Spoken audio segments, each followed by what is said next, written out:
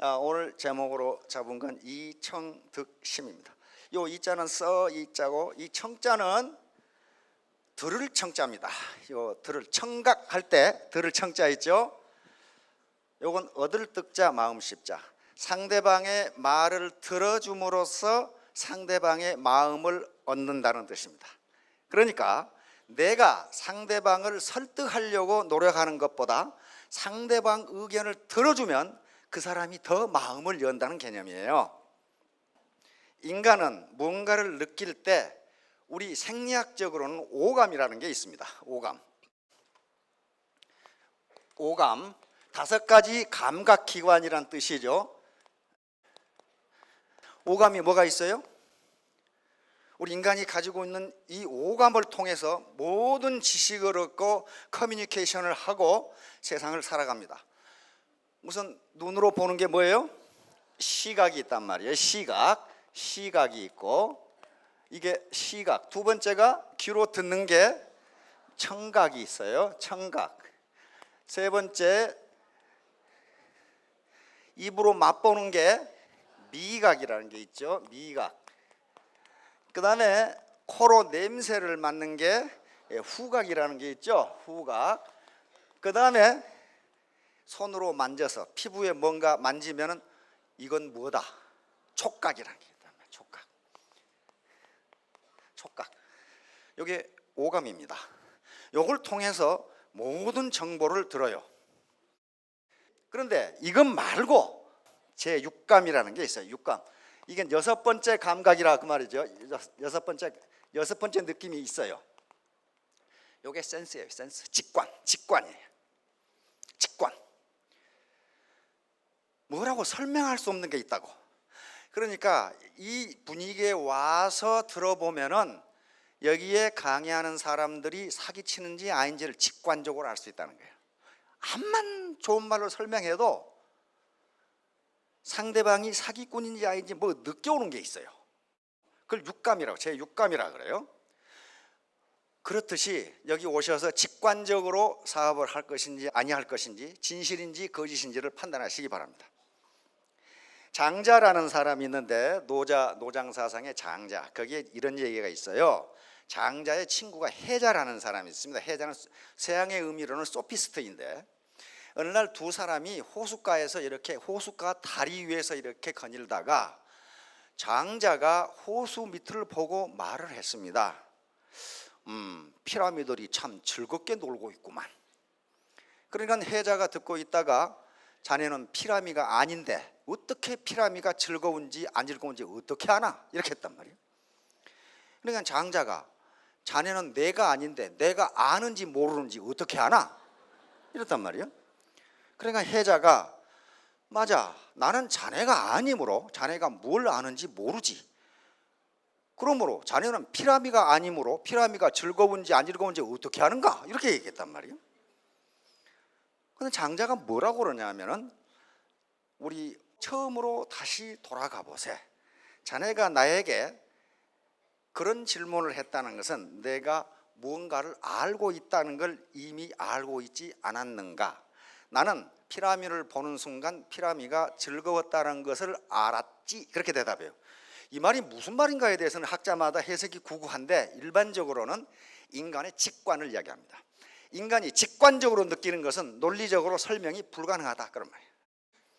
이제 이청득심. 먼저 다른 사람의 말을 들어주는 것이 다른 사람의 마음을 열게 하는 가장 좋은 방법이다. 그런데 다른 사람의 말을 들어주기 위해서는 자신이 낮아지지 않으면 들어줄 수가 없어요. 따라서 겸손이라고 하는 것이 전제가 되지 않으면 다른 사람의 말을 들어주지 않습니다. 그런데 인간관계에서 좋은 인간관계가 애터미 사업의 성공의 비법인데 좋은 인간관계를 갖는 가장 중요한 것이 겸손이에요. 지위가 높다고 애터미는 유통업이고 서비스업입니다. 서비스를 제공한 사람이 지가 목에 힘을 주고 있으면 서비스를 받는 사람은 기분 나빠요. 그렇게 되지 않습니다. 그래서 자기가 겸손해져야, 자기가 낮아져야 좋은 인간관계를 만들 수가 있고 그렇게 해야 성공을 할 수가 있어요. 자, 그런데 바로 좋은 인간관계의 기본이 겸손과 경청이에요. 경청은 겸손해야 경청을 할 수 있기 때문에 겸손에 대해서 시간 가는 데까지 되는 데까지 이야기하도록 하겠습니다. 오늘은 옛날 얘기를 좀 하려고 합니다. 맹사성 대감 들어보셨는가요? 황희정승은 들어보셨죠? 맹사성 대감도 정승입니다. 요 분에 대한 이야기입니다. 맹사성 대감은요, 최영 장군의 손여사입니다. 요게 맹사성 대감의 사시던 집인데요, 이 집이 최영 장군의 집입니다. 고려말 명장이었던, 근데 최영 장군의 집인데 맹사성 대감의 아버지가 물려받았다가 나중에 아버지가 돌아가신 다음에 맹사성 대감이 물려받은 거예요. 그런데 이분은 거의 천재에 가까웠어요. 그러니까 19살에 과거에 급제해서 20살에 군수가 됐습니다. 그러니까 어때요? 고려의 명문 세가의 후손에다가 머리도 좋고 공부도 그렇게 잘하니 목에 힘이 있는 대로 들어갔겠죠. 그래서 파주 군수라고 나와 있는데 군수로 부임해서 그 주변에 아주 유명한 학덕이 높은 선사가 계시다고 해서 그분을 찾아갔습니다. 근데 찾아가서 스님, 제가 군수로서 저에게 제가 좌우명으로 삼을 만한 좋은 말씀을 해 주실 수 있겠습니까? 그러니까 이 스님이 그냥 간단하지요. 좋은 일을 많이 하고 나쁜 일을 적게 하면 되지요. 그랬단 말이에요. 그러니까 이 머리 좋은 맹사성 이 군수가, 아니 그거야 삼척동자도 아는 일 아닙니까? 내가 먼 길에 이렇게 찾아왔는데 고작 해줄 말이 그것밖에 없습니까? 그리고 화를 버럭 내가지고 가려고 그러니까 스님이 여기까지 오신 김에 녹차라도 한잔 하고 가시라고 그렇게 해가지고 녹차를 마시는데, 스님이 맹사성 군수의 찻잔에다가 차를 이렇게 따라주는데 찻잔이 계속 넘치는데 계속 따랐어. 계속 따르니까 이 젊은 군수가 어떻게 화를 버럭 내겠죠. 아니 이게 무슨 짓이냐고 말이에요. 그러니까 스님이 계속 따르면서 차가 넘쳐 방을 적시고 옷을 적시는 것은 아는데 지식이 넘쳐 당신 인품을 베리는 것은 왜 모르시오? 이렇게 대답했단 말이에요. 그러니까 갑자기 부끄러워져 가지고 빨리 도망가려고 도망가다가 빨리 나가다가 문 임박에다가 머리를 갖다 찧어버린 거예요. 빨리 도망가려고 가다가, 그러니까 스님이 웃으면서 머리를 숙이면 부딪히지 않습니다. 머리를 숙이면 부딪히지 않습니다. 하여간 그것 때문에 그렇지는 않았지만 평생 맹사성 대감은 낮게 살았어요. 항상 자기보다 직위가 낮은 사람도 문 앞에까지 가서 맞고 갈 때는 배웅하고 항상 낮게 백성과 같이 살았습니다. 자, 이분이 황희정승이고 이번 세종대왕입니다. 5월 되면 스승의 날 있죠. 5월 15일 스승의 날이 어떻게 정해졌는가를 찾아봤더니 5월 15일이 우리 세종대왕 양력으로 따진 생신이랍니다. 그래서 민족의 스승이라는 의미에서 5월 15일을 스승의 날로 삼았다고 합니다. 정말 민족의 스승이에요. 자, 황희정승인데 맹사성 정승과 황희정승은 성격이 서로 달랐다고 합니다. 황희정승은 매우 강직하고 아주 이 일처결이 칼로 무를 자르듯이 그런 분이었고, 맹사성 대감은 사람이 너그러워요. 너그러워서 용서를 잘해. 그래서 세종대왕은 황희정승은 그런 성격을 가진 곳에 알맞는 분야, 군사, 국방, 그리고 인사, 행정을 이분에게 맡겼습니다. 그리고 맹사성 대감한테는 인재 교육, 과거 선발, 과거 시험, 요런 또 예악, 맹사성 대감은 이거 음악의 천재였죠. 음악을 정비하는 그런 일을 맡으셨어요. 그래서 두 분이 조선을 부흥시킵니다. 여기에 사군 육진왕, 이때 세종대왕과 김종서, 그다음에 황희, 그다음에 맹사성 대감이 우리의 국경을 이렇게 만든 겁니다. 그때 우리 국경이 정해진 거예요. 이 여진족이 계속 쳐들어왔거든요. 맹사성 대감은 아주 청빈하게 그리고 머리를 숙이면서 살았기 때문에 이분에 대한 일화가 굉장히 많이 있어요.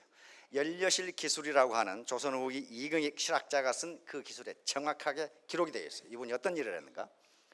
자, 하급 관리를 얻고 겨울을 건너준 맹정승. 이분이 75세까지 좌의정을 하시다가 정승을 하시다가 이제 나이가 들으셔서 온양으로 내려가셨어요.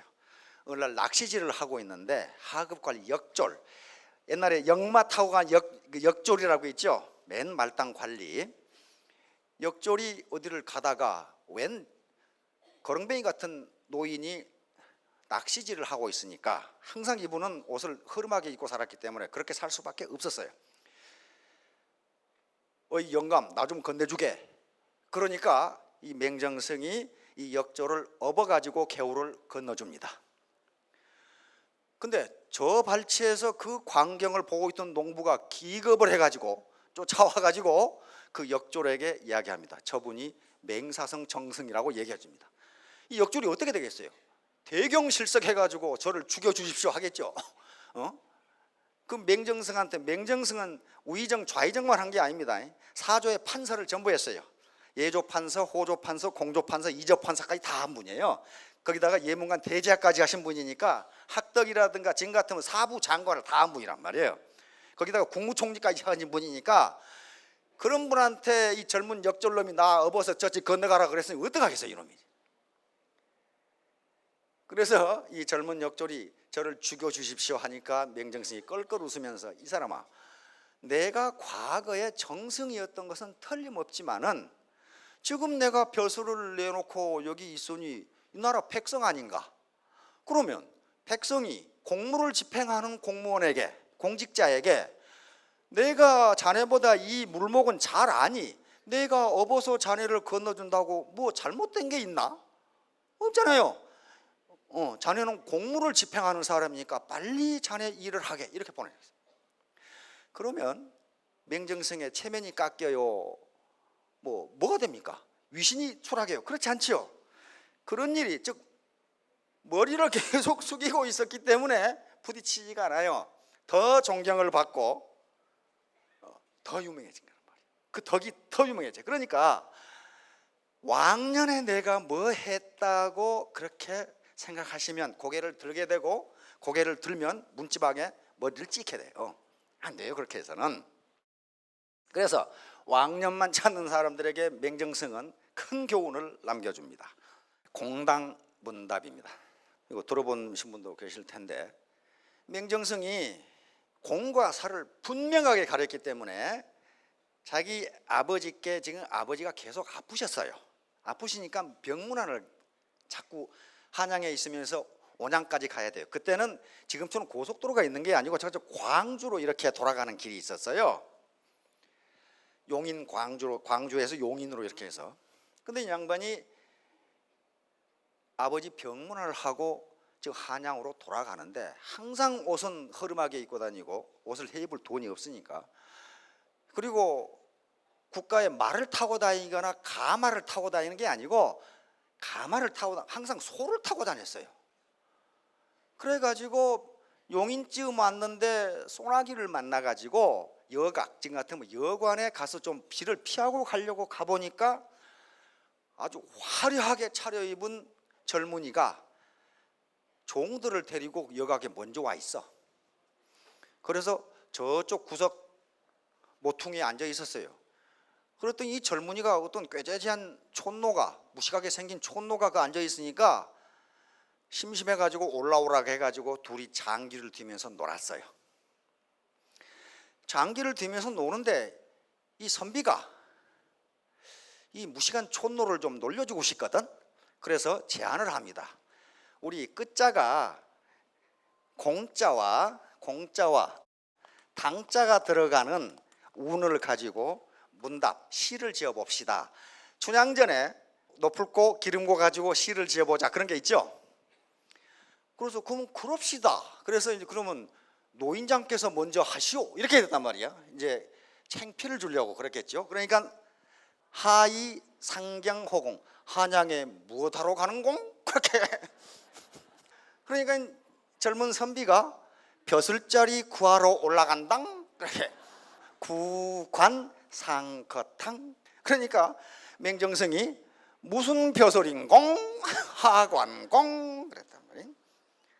그러니까 녹사 취재 땅 그랬단 말이에요. 녹사는 의정부나 이런 춘추간의 하급 서기들입니다. 이것도 시험 봐야 돼요. 과거 시험을 봐야 된단 말이에요. 취재는 시험 보러 간당 그 말이에요 지금. 그러니까 내가 녹사 벼슬을 하려고 과거 시험 보러 간당 그렇게 했지 그 말이에요. 맹정성이 듣고 있다가 요걸 뽑는 사람이 맹정성이에요 지금. 위정 뽑는 사람이란 말이에요. 세종대왕이 이 과거 시험 봐서 뽑으라 그랬잖아요. 내가 마땅히 뽑아주겠꽁 그랬단 말이에요. 마땅할 당시. 그러니까 내가 너를 합격시켜 주겠꽁 그러니까 하 부당 이렇게 했단 말이에요. 하는 하라고도 있고 혁이라고도 있습니다. 하는 우수를 하자, 혁은 성낼 혁자입니다. 그러니까 여기서 어떻게 이 필자가 이긍익 선생이 이걸 어떤 의미로 적었는지 모르는데 무슨 소리 말라 이 영감탱이야 당치도 않당 그 말이에요 지금. 그러니까 화를 버럭 내면서 그런 부당한 짓은 하지 말랑 그 말이에요 지금. 그러다가 이 젊은이가 이제 녹사 시험을 보고 최종 면접을 누가 해야 돼요? 맹사성 대감이 면접을 하고 이놈을 뽑을 것인지 말 것인지 결정을 해. 의정부에서 다른 세상 판서들과 앉아 있는데 요놈이 필기시험을 보고 면접을 보러 왔어 이제. 어찌 되었는공? 시험 잘 받는공? 그 말이에요. 그런데 이 젊은이가 보니까 우선 많이 듣던 소리야. 떡 보니까 용인에서 지가 아주 얕잡아보고 무시했던 그 영감탱이가 바로 위정 맹사성 정승이야. 거기 면접하러 앉아 있어. 그럼 어떻게 했어요? 죽었지 당. 내 죽을 죄를 지었습니다 그 말이에요 지금. 근데 맹정성은 어떻게 했겠어요? 뽑았겠어요? 안 뽑았겠어요? 뽑았습니다. 이미 용인에서 면접시험에 합격이에요. 내가 너를 합격시켜 주겠다 그랬으면 보통 사람 같으면 야, 이 영감택이 아들이 무슨 판서인가? 이렇게 생각했을 거예요. 안 그러면 저거 삼촌이 무슨 벼슬했는가? 이렇게 생각했을 건데 화를 내면서 무슨 소리 말랑 그랬단 말이야. 그러니까 벌써 자세가 된 젊은이라고 생각한 거예요. 그래서 이미 면접시험에 합격해서 합격을 시켜줍니다. 시켜주고 정신이 그렇게 바른 젊은이였기 때문에 맹정성이 계속 추천을 해서 연려실 기술에는 각 고을의 사또를 여러 번 했다고 나와 있어요. 자, 한번 봅시다. 이게 지금 연려실 기술의 원문입니다. 원문에 맨 뒤에 봤어요. 후인, 칭지위, 공당문답 이렇게. 여러분 파트너에 후줄구레하게 옷 입은 영감탱이 있다고 무시하지 마세요. 그게 정승판서인지를 어떻게 아냐고. 그렇잖아요. 그 다음에 맹정성은 그렇게 했지만은 이 젊은이도 내가 너를 합격시키겠다고 했는데 그것은 부당하다고 이야기하는 거예요. 내 실력으로 하겠다. 자, 흑기청 왜 소를 타고 다녔는가? 이번에 고향이 원양인데 하루는 봄날 뒷산에 가니까 이 동네 꼬마들이 큰 짐승을 괴롭히고 있어. 막대기로 눈을 찌르고 등에 타서 막대기로 때리고 멀리서 맹정성이 보고 고함을 질러가지고 말이지 말 못하는 짐승을 돌봐주지 않고 이놈들 말이야 뭐 괴롭히냐. 그러니까 얘들이 혼비백산하고 도망가 버렸어. 그래서 가보니까 소야, 까만 소인데 워낙 탈진을 해가지고 아프고 탈진해가지고 힘을 못 써. 그러면 얘들이 괴롭혀다 가만히 있는 거예요. 그래서 집에 가서 소 여물을 쏘다가 계속 먹이고 하인들로 하여금 보살펴주게 하고 자기도 보살피고 그렇게 했어요. 그러니까 소가 기운을 차렸어. 기운을 차리더니 맹정성이 집에 가니까 집으로 따라와. 자기를 밥 주고 간호해준 소 아니에요. 따라와. 그래서 맹정성이 집으로 와가지고 동네방네 방을 붙였어요. 소를 잃어버린 사람은 찾아가시오.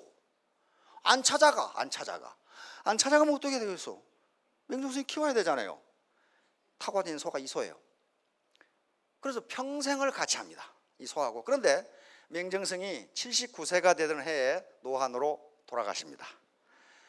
그러니까 이 소가 연례실 기술의 기록에 의하면 이 소가 사흘 밤낮을 밥을 안 먹고 울다가 그냥 죽습니다. 그래서 지금 광주에 가면 이 묘가 있어요. 요게 맹정승의 산소이고 요게 소의 묘입니다. 소의 묘이고 여기에 흑기총이라고 써있죠. 검은 소의 무덤이다 그 말이에요. 그래서 후손들이 맹정승 산소에 별초를 할 때 이 흑기총도 같이 한답니다. 같이 묻어졌어요 옆에다가. 그러면 말 못하는 짐승도 이렇게 은혜를 아는데 아무리 파트너가 지 마음에 안 들어도 은혜를 베풀면 그 알지 않겠어요? 그렇죠? 그래야 이 커뮤니케이션이 되지. 아이고 저 인간 보기 싫어서 내가 때려치울래. 그렇게 되면 그 인간도 또 보기 싫어요. 그렇죠? 네. 자, 이게 맹정승입니다. 그래서 이 소를 계속 타고 다닌 거예요 지금. 자, 인침년. 이것도 연례실 기술에 있는 얘기인데요. 이제 또 아버지 이 산소에 성묘를 하러 이제 맹정승이 내려간다고 그러니까 용인하고 이쪽에 이제 고을 군수들이 야 이거 사조에 판서를 하고 우의정 좌의정을 하신 분이 내려간다고 그러니까 가서 영접을 해야 되겠죠. 그래서 두 고을의 원님이 길을 깨끗하게 쓸어 놓고 맹정승이 오기를 기다리고 있는 거예요. 근데 우리 속담에 원님 지나가라고 길 닦아놨더니 거지가 먼저 지나간다고. 아니 간다는 맹정승은 안 가고 어떤 옷을 후줄구레하게 입은 영감탱이가 시커먼 소를 타고 가고 있거든. 그러면 원님이 하인한테 시켜서 저 영감탱이 혼을 내주고 그 지나가지 말라고 가라고 그랬단 말이에요. 하인이 가서 혼을 내고 지나가지 못하게 하려고 그러니까 맹정승이 가서 내가 온양 사는 맹고불이라고 일러라 그랬단 말이에요. 호가 고불이에요. 맹고불이라고 일러라. 아마 고불이 잘 들어서 그랬는지 이 양반이 맹고불이에요. 호가 가서 얘기하니까 두 원님이 어떻게 됐겠어요? 이제 우리는 죽었다. 이게 저 영감탱이 혼내주고 가지 못하고 하라 했는데 그분이 맹사성이에요. 맹사성 정승이에요 지금. 그래서 두 원님이 정신이 나가가지고 도망을 치다가 여기 차고 있던 관인을 연못에 빠뜨려서 그 연못을 인침년, 관인이 빠진 연못이라고 불렀다. 후일 명왈 인침년 이렇게 불렀다. 그러니까 옛날에 무슨 뭐 텔레비전이 있습니까? 사진이 있습니까? 뭐가 있습니까? 그러니까 맹정승인지를 몰라요. 이 두 고을의 원님은 좌의정, 지금 우리 같은 국무총리니까 12명이 요 맨 가마를 타고 나발을 불면서 올 줄 알았는데 어떤 후줄구리한 늙은이가 거렁뱅이 같은 늙은이가 소를 타고 가니까 그 사람이 맹정승인지를 몰랐어요. 다시 말하면 사람은 겉모습을 보고 판단해서는 안 된다 그 말이에요. 그 사람 속 사람을 봐야지 겉모습은 그 다 헛개비입니다. 반드시 그래서 스폰서 그다음에 이 파트너 관계에서 겉모습 가지고 판단하면 안 됩니다. 겉모습이라는 것은 옷을 잘 입었느냐 안 입었느냐 그 문제가 아니에요. 학력의 높고 낮음 그것도 겉모습이고 그다음에 사회적 지위의 높고 낮음도 전부 겉모습이에요. 그거 있다고 해서 애터미 잘하는 거 아니거든요. 맹사승처럼 빨리 나가다가 머리 부딪히면은 그게 안 돼요. 자, 청렴 결백한 삶 연례실 기술, 연례실 기술이 있는 얘기인데요. 자, 그러면 맹사승 대감이 왜 이런 삶을 살아야만 했는가 하는 거예요. 이걸 우리가 생각해 보자는 거예요. 이 사고의 생킹이에요. 맹사승 대감은요 고려의 명문세가입니다. 명문 귀족이에요. 거기다가 최영 장군의 손여사예요. 그런데 이성계가 태조 이성계가 최영 장군을 죽이고 고려를 멸망시키고 조선을 세웠어요. 그렇죠? 여러분들이 지금 맹사승 대감의 입장이라면 어떻게 하겠어요? 나는 고려의 명문세가예요. 거기다가 고려의 명장이자 수상, 수시 중이었죠. 수상인, 지금 같으면 국무총리인 자기 초부를 죽였어요. 최영 장군을 죽인 이성계예요. 그러면 조선에 가서 벼슬을 해야 되느냐. 자, 여기에 엄청난 갈등이 이제 맹사승 대감에게 찾아옵니다. 포운 정몽주처럼 절개를 지키다가 죽을 것이냐. 그렇죠? 안 그러면 이제 신진 세력에, 즉 이성계의 세력에 붙어가지고 높은 벼슬을 하고 부귀영화를 누리고 권력을 휘두를 것이냐. 이 문제예요. 그런데 태조 이성계도 대단한 게요, 어린 맹사성의 능력을 알아봅니다. 그래서 자기가 그 처조부를 죽였지만은 맹사성에게 조선에 나와서 도와달라고 얘기를 해요. 그래서 맹사성은 이런 선택을 합니다. 포은 정몽주처럼 내가 죽는 것도 부질없는 짓이다. 그렇다고 해서 권력을 탐하거나 재물을 탐하거나 부귀영화를 탐하는 것도 내가 할 일이 아니다. 왜냐하면 고려의 귀족이잖아요. 그러면 나는 어떻게 살아야 될 것인가? 나는 평생을 백성을 위해서 살리라, 이렇게 생각합니다. 이게 사고, 이게 싱킹이에요. 이게 싱킹, 비판적 사고라고 하는 거예요. 여러 가지를 생각해보고 내가 어떤 결정을 내리고, 결정을 내린다는 곧 내가 어떻게 행동할 것인가, 그렇게 결정해요.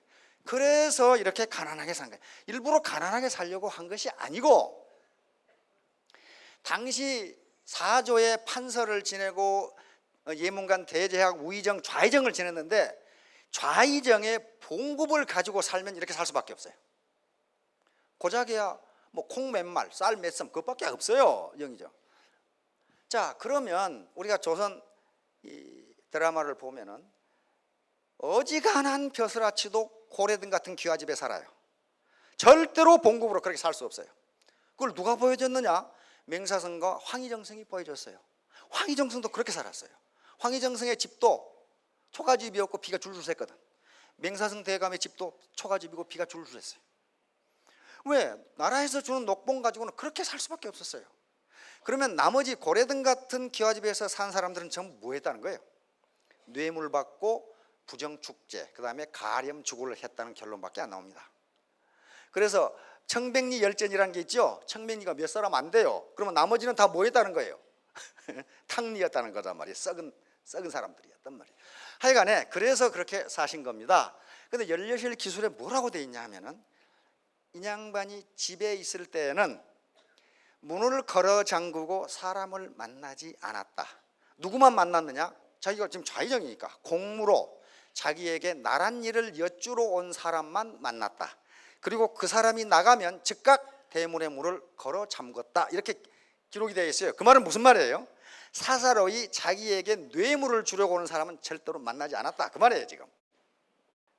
그 다음에 솔선수범에 이르다시, 마찬가지로 온양에 내려가 계시는데, 이 사조의 판서를 하고 예문관 대제학 우의정 좌의정을 하신 분이 거기 와서 지금 내려가 사신다고 그러니, 이때는 이제 최영 장군의 그 아버지가 돌아가셔가지고 이제 유산을 받았죠. 거기 사시는데, 그러니까 그 당시 온양에 오시는 사또들이 어떻게 하겠어요? 부임하자마자 가서 인사를 드려야 되겠죠.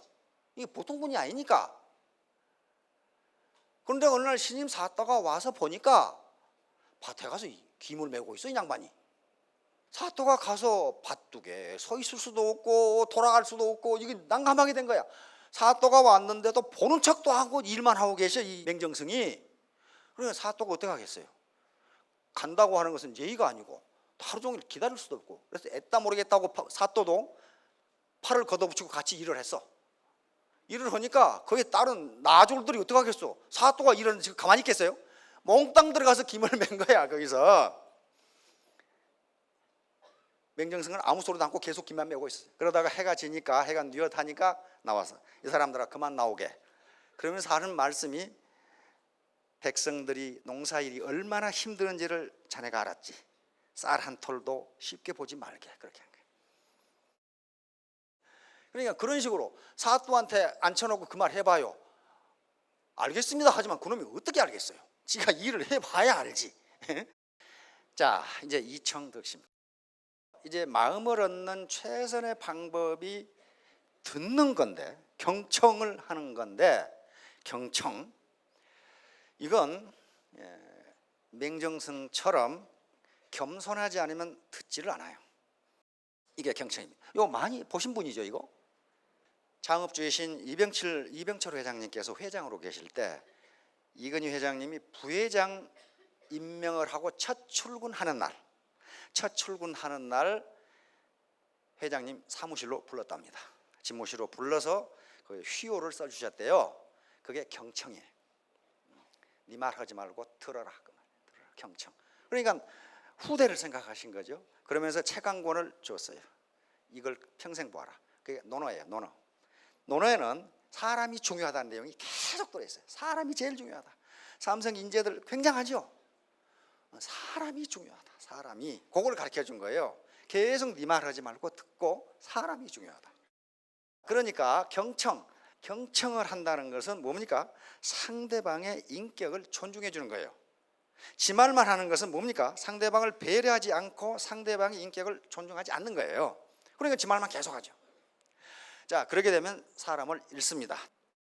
자, 그러면 이제 어려운 가운데서도 성공을 했던 현자들은 경청에 대해서 뭐라고 이야기하는가 한번 봅시다. 마사시다 고노스케, 지금 파나소닉을 마시다 전기를 창업하고 파나소닉의 사주였죠. 리더십은 웅변보다 경청에서 나온다. 이 양반도 듣기 선수예요. 그 다음에 기업 경영의 과거형은 관리이다. 경영의 현재형은 소통이다. 경영의 미래형 역시 소통이다. 소통하기 위해서는 반드시 들어야 됩니다. 경영자나 또는 상급자가 하급자의 말을 듣지 않으면요, 소통이 안 돼요. 다시 말해 하급자는 더 이상 말을 안 해. 말을 안 씁니다. 그리고 원웨이 커뮤니케이션만 계속되면은 그건 소통이라고 할 수가 없어요. 앤드루 카네기 잘 아시죠? US 스틸을 창업한 미국의 철강왕입니다. 이 당시 세계에서 가장 부자였던 분이고 지금 카네기 멜론 대학이라든가 재단이 많죠. 이 양반이 아주 중요한 걸 우리에게 가르쳐 줬어요.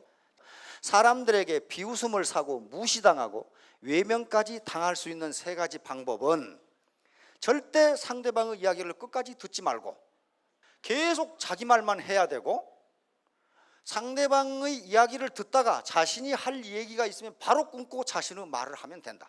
이렇게 되면 완전히 왕따 당한다 그 말이에요. 이렇게 좋은 방법이 있으니 쓰실 분은 한번 사용해 보시기 바랍니다. 실험적으로. 자, 경청은 소통의 핵심입니다. 따라서 입은 하나고 귀는 두 개인 게 두 배로 들으라는 얘기다, 이런 말이 탈무드에 많이 나와 있어요.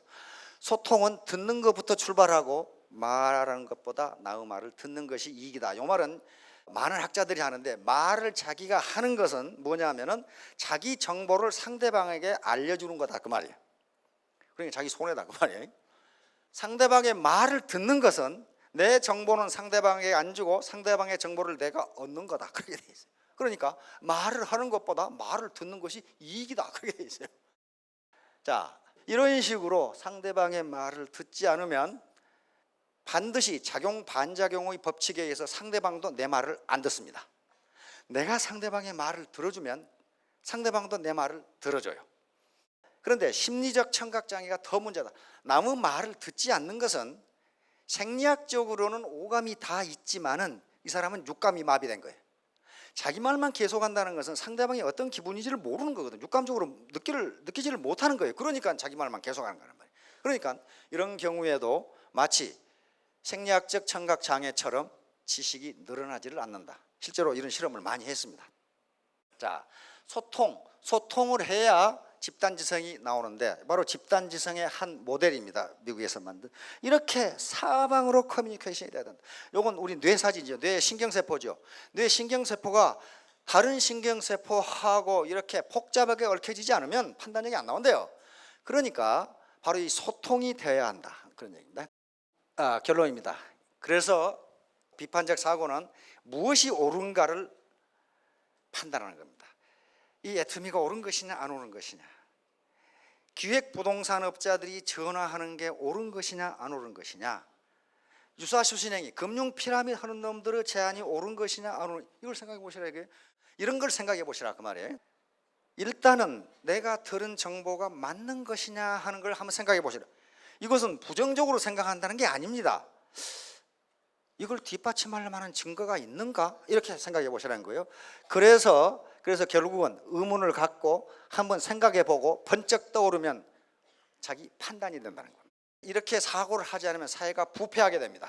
우리가 지금 사회가 너무 부패한 게 무엇이 옳은가를 생각하지 아니하고 무엇이 이익이 되는 걸 생각하면 사회가 이렇게 돼버립니다. 비판적 사고는 자기 성찰입니다. 그러니까 자기가 잘못했다고 생각하면 스스로 이렇게 기합을 받아야 된다, 이렇게. 그러니까 비판적 사고, 이것이 옳은 것이냐 그런 것이냐를 따져야지, 이것이 나에게 이익이 되는 것이냐 안 되는 것이냐를 따지면 반드시 문제가 일어난다는 거예요. 그래서 겸손, 이렇게 자기 성찰이 중요하다는 거예요. 내가 지금까지 살아온 게 나는 정말 잘 살아왔는가, 내가 이렇게 못 사는 게 나무 탓인가 내 탓인가 이런 걸 생각해 보시라는 거예요.